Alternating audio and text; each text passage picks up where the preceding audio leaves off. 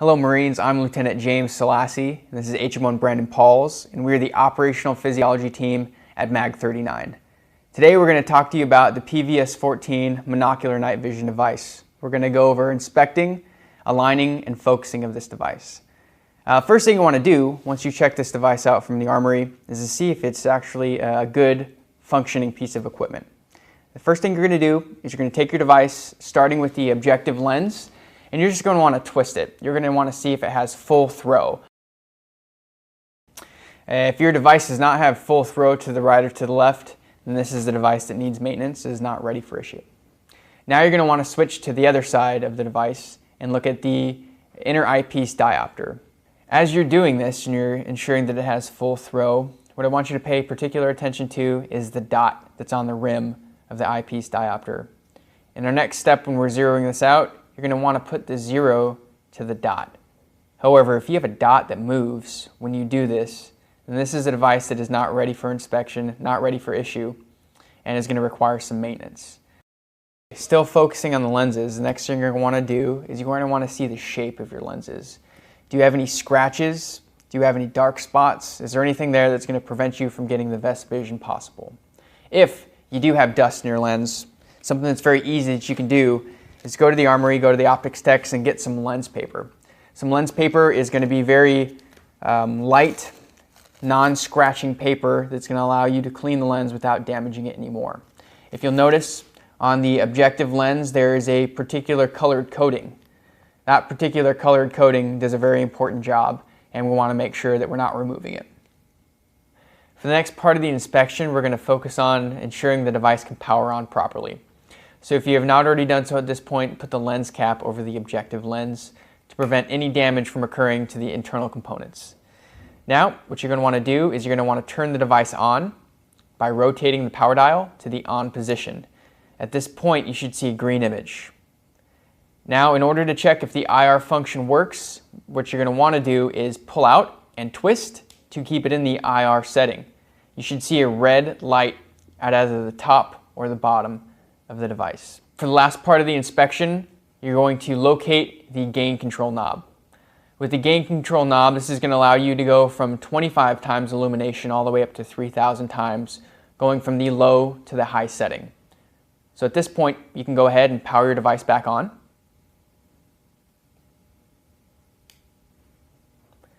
Look into the image and go ahead and rotate the dial. You should see it go from a low setting to a high setting. If you do not see this change, your device is not ready for issue. If your device passes all of the inspection criteria, you can go ahead and move on to the next step, which is going to be zeroing out your device. In order to zero out the goggle, the first thing you're going to want to do is locate the outer objective lens. Turn the outer objective lens all the way left or counterclockwise until it stops. This is a zeroed out objective lens. Now move to the inner eyepiece diopter, locate the dot on the rim, and move the 0 to the dot on the rim. Once you've found the dot, this is a zeroed out diopter.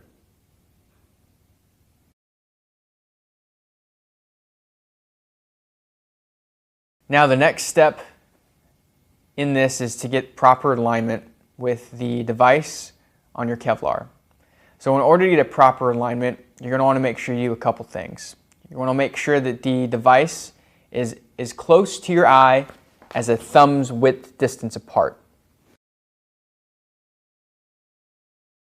This thumb's width distance is going to ensure that you get the full 40 degrees field of view.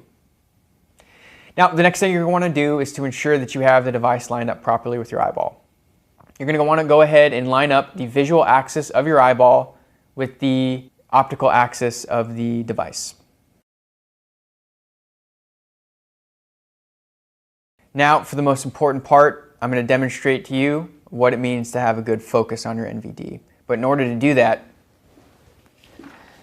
I need to introduce to you the Snellen Visual Acuity eye chart. Now, this is an eye chart that we utilize in both the aviation and the GCE in order to establish that you meet the go, no-go criteria. Now, you'll notice that we have different numbers within this chart, starting with 20, going all the way to 50.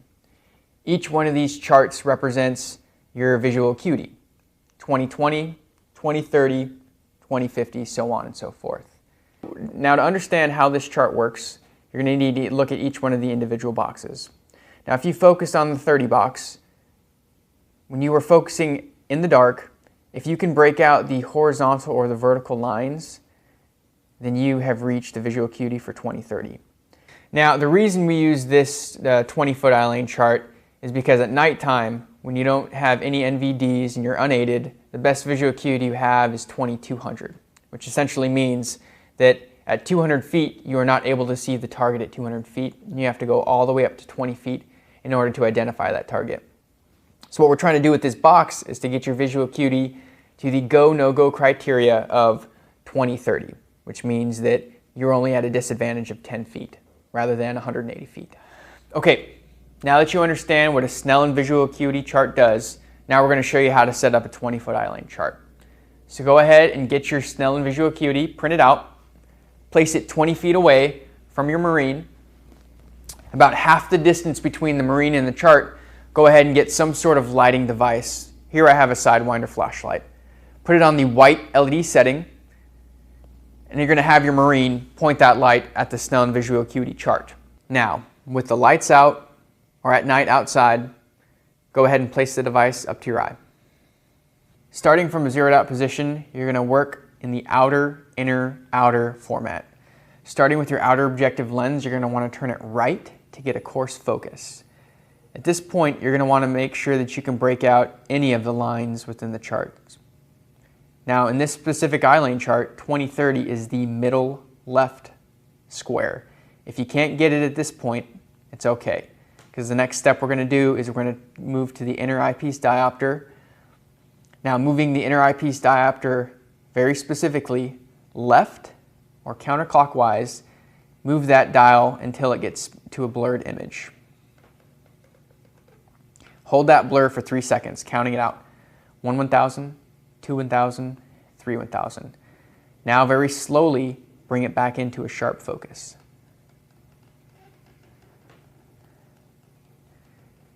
Great.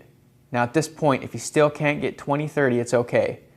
We're now going to move to the outer objective lens. With the outer objective lens, now at this point, you're going to want to adjust it until you can break out 20/30 or wherever 20/30 is on your specific chart. Once this has been accomplished, this is a focused NVD. Now I want to go over a couple concepts with you. There's a very specific reason why I had you move that inner eyepiece diopter to the left to make it blurry. There's a reason why it was blurry.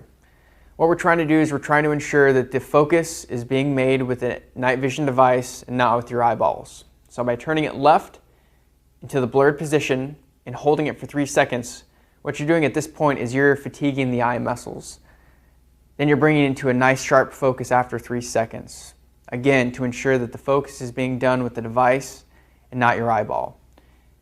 If you do focus it with your eyeball because you rush this step or you forget to do it, this is likely going to lead to headache, fatigue, and just general discomfort of the eye and the head. Now it's important that once you've done this eyepiece diopter focus to not mess with it again.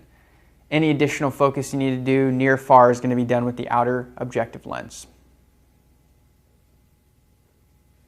If you have any questions about how to set up a 20-foot eye lane chart, any of the focusing procedures, or if you'd like to do some individualized training, contact your nearest aeromedical safety team at your nearest MAG in order to set up a class.